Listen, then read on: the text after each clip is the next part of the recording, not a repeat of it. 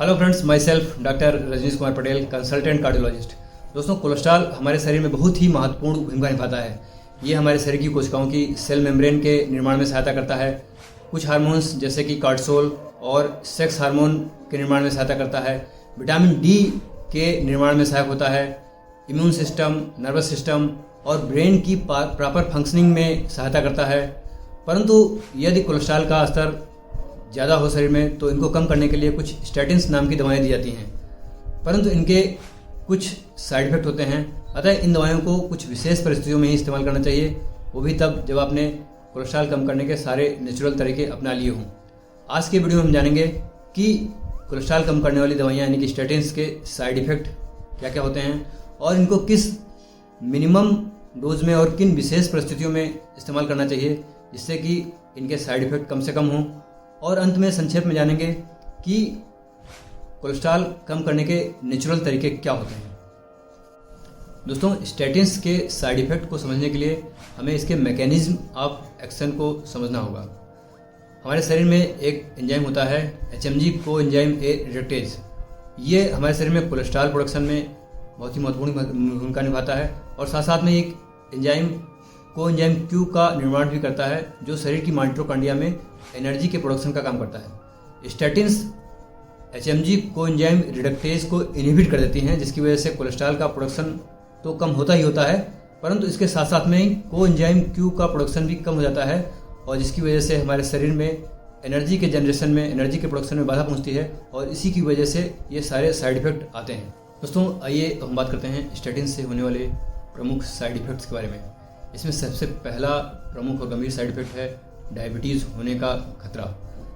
Statin से diabetes होने के खतरे को मॉडरेट कैटेगरी में रखा गया है और यह देखा गया है कि जैसे जैसे हम स्टैटिन थेरेपी का ड्यूरेशन बढ़ाते हैं या इसकी डोज बढ़ाते हैं, यह खतरा बढ़ता जाता है।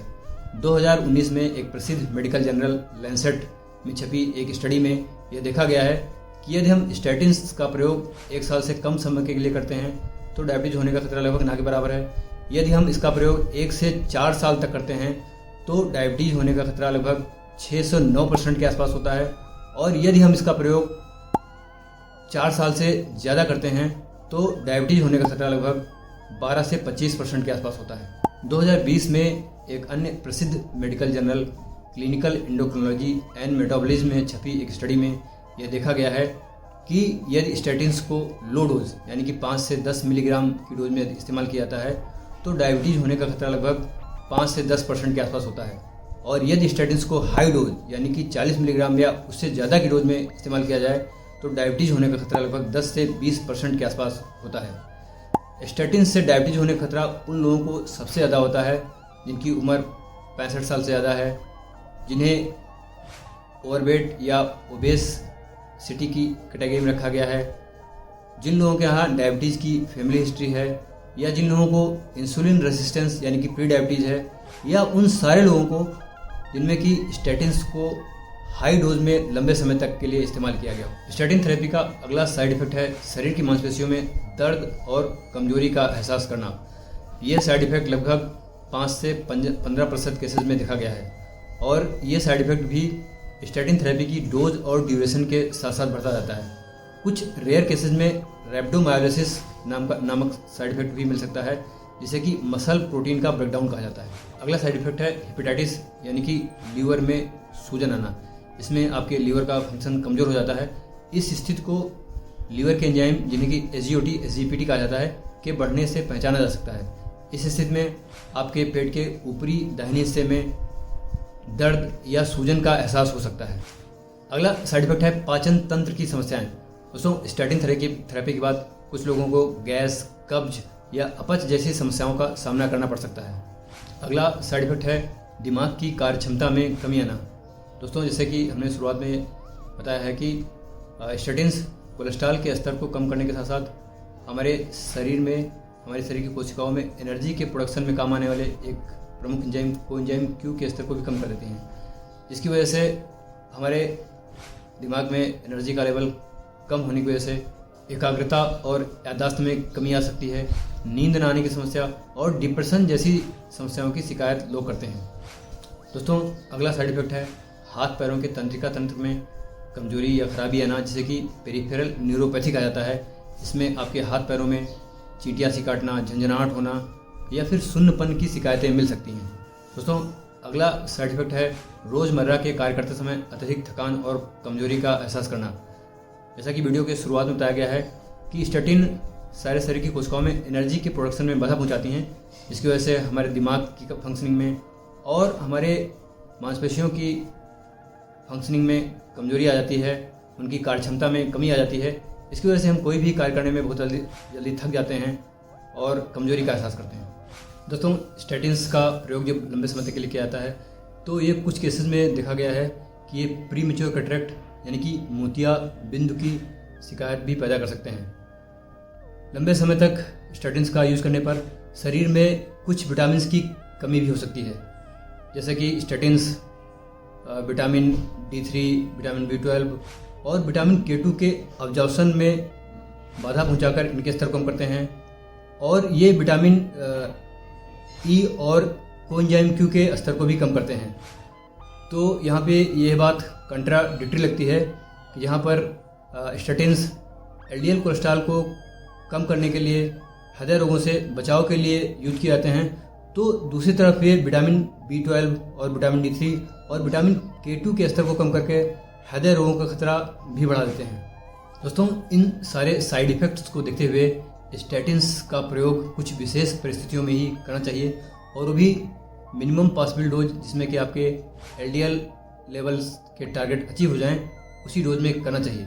आइए देखते हैं कौन कौन सी परिस्थिति में स्टैटिन्स का प्रयोग करना चाहिए और किस मिनिमम पॉसिबल डोज में हमें इनका प्रयोग करना चाहिए। यदि किसी व्यक्ति को हार्ट अटैक आ चुका है या उसकी एंजियोप्लास्टी हुई है, उसको स्टेंट लगाया गया है, तो स्टैटिन्स का प्रयोग शुरुआत के 6 महीने से 1 साल तक हाई डोज में करना चाहिए, और उसके बाद 6 महीने या 1 साल के बाद इसको लो डोज पे शिफ्ट कर देना चाहिए। हाई डोज स्टैटिन थेरेपी का मतलब है कि एटोरवास्टैटिन 80 मिलीग्राम और रोजुवास्टैटिन 40 मिलीग्राम, और लो डोज स्टैटिन थेरेपी का मतलब है कि एटोरवास्टैटिन 10 मिलीग्राम और रोजुवास्टैटिन 5 मिलीग्राम। इन स्थितियों में, यानी कि किसी को हार्ट अटैक आ चुका है या उसकी एंजियोप्लास्टी हुई है, स्टैटिन थेरेपी को देने को सेकेंडरी प्रिवेंशन कहा जाता है। अर्थात उस व्यक्ति के अंदर हृदय की बीमारी है और आगे उसकी बीमारी ना बढ़े या उसको आगे हार्ट अटैक से बचाव करने के लिए स्टैटिन थेरेपी के यूज करने को सेकेंडरी प्रिवेंशन कहा जाता है। आइए हम बात करते हैं कि प्राइमरी प्रिवेंशन, यानी कि पहले से आपको हृदय की बीमारी नहीं है, कहाँ कहाँ पे स्टैटिन्स का प्रयोग करना चाहिए। यदि आपके LDL का स्तर 100 से 130 के बीच में है, तो शुरुआत के 3 से 6 महीने तक लाइफस्टाइल मॉडिफिकेशन के बल पर इसको कम करने का प्रयास करना चाहिए। इस स्थिति में स्टैटिन थेरेपी का यूज़ नहीं करना चाहिए। परंतु यदि आपके LDL का स्तर 130 से 190 के बीच में है, इस कंडीशन में भी लाइफस्टाइल मॉडिफिकेशन के बल पर आपको अपने LDL कोलेस्ट्रॉल को कम करने का प्रयास करना चाहिए। परंतु जिन लोगों का डायबिटीज़ या हाई BP की बीमारी है, अल्कोहल या स्मोकिंग की आदत है, या फिर उनके घर में हृदय रोगों की फैमिली हिस्ट्री है, तो इस कंडीशन में लाइफस्टाइल मॉडिफिकेशन के साथ साथ ड्रग ट्रीटमेंट भी साथ में देना चाहिए। और 3 से 6 महीने की लाइफस्टाइल मॉडिफिकेशन के बाद यदि आपका LDL का टारगेट 100 के नीचे आ गया है, तो लाइफस्टाइल मॉडिफिकेशन कंटिन्यू करते हुए स्टैटिन थेरेपी हम बंद कर सकते हैं। और स्टैटिन थेरेपी का प्रयोग इस कंडीशन में हमेशा लो डोज में ही करने का प्रयास करना चाहिए। और जिन लोगों का LDL कोलेस्ट्रॉल का लेवल शुरुआत में ही 190 के ऊपर आ रहा है, उनमें लाइफस्टाइल मॉडिफिकेशन और statin therapy, low dose statin therapy दोनों एक साथ शुरू करने चाहिए। लो डोज स्टैटिन थेरेपी से जिन लोगों में LDL कोलेस्ट्रॉल के टारगेट अचीव नहीं हो रहे हैं, उनमें स्टैटिन थेरेपी की डोज न बढ़ाकर उनमें कोलेस्ट्रॉल कम करने वाली दूसरी दवा, जो कि एजिटिमाइब के नाम से जानी जाती है, उसको साथ में दिया जा सकता है। दोस्तों, आइए अंत में जानते हैं कि कौन कौन से लाइफस्टाइल मॉडिफिकेशन आपके कोलेस्ट्रॉल लेवल को बिना किसी दवा के कम करने में मदद करते हैं। आप उन सारे खाद्य पदार्थों को अपने फूड लिस्ट से हटा दें जिनमें कोलेस्ट्रॉल पाया जाता है, जैसे कि दूध, अंडा, नॉनवेज, और वो सारे खाद्य पदार्थों की मात्रा को कम कर दें जो शरीर में जाके ग्लूकोज में बदलते हैं। क्योंकि यदि एक्सेसिव अमाउंट में ग्लूकोज हमारे शरीर में पहुंच रहा है, तो वो अल्टीमेटली कोलेस्ट्रॉल और ट्राइग्लिसराइड में जाके बदल जाता है। इसलिए चीनी का प्रयोग बिल्कुल बंद कर दें, और मैदे से बनी चीज़ें जैसे कि pastry, biscuit, cake, pizza, noodles, ये सारी चीज़ें शरीर में जाकर ग्लूकोज बदलती हैं, इनकी मात्रा को कम कर दें या बंद कर दें। और जो हमारा नॉर्मल खाना है जैसे कि रोटी, चावल, आलू, ये सब चीज़ें भी अल्टीमेटली आके ग्लूकोज में बदलती हैं, तो इनकी मात्रा को भी आप कम कर दें। और रोटी और चावल और आलू का खाने पीने में इस्तेमाल करते समय खूब सारी सब्जियों और सलाद के साथ यदि खाएं तो इससे ग्लूकोज का स्तर हमारे अंदर तेज़ी से नहीं बढ़ता है। और रात का खाना आप जल्दी खाएंगे तो उससे भी आपका कोलेस्ट्रॉल और ट्राइग्लिसराइड का स्तर कंट्रोल होता है। और आधे से 1 घंटे मॉडरेट इंटेंसिटी एक्सरसाइज जैसे कि brisk walking, running, swimming, cycling इत्यादि रेगुलर करने से भी आप अपने कोलेस्ट्रॉल को बिना किसी दवा के नियंत्रित करने में सफल हो सकेंगे। दोस्तों, इस महत्वपूर्ण जानकारी को ज़्यादा से ज़्यादा लोगों में शेयर करें जिससे कि बढ़ा हुआ कोलेस्ट्रॉल आने पर लोग घबराएं नहीं और उसको लाइफस्टाइल मॉडिफिकेशन के स्तर पर सही करने का प्रयास करें। और यदि ऐसा नहीं हो पा रहा है तो लो डोज स्टेटिन थेरेपी के साथ अपने कोलेस्ट्रॉल के स्तर को कम कर सकते हैं। Thanks for watching this video.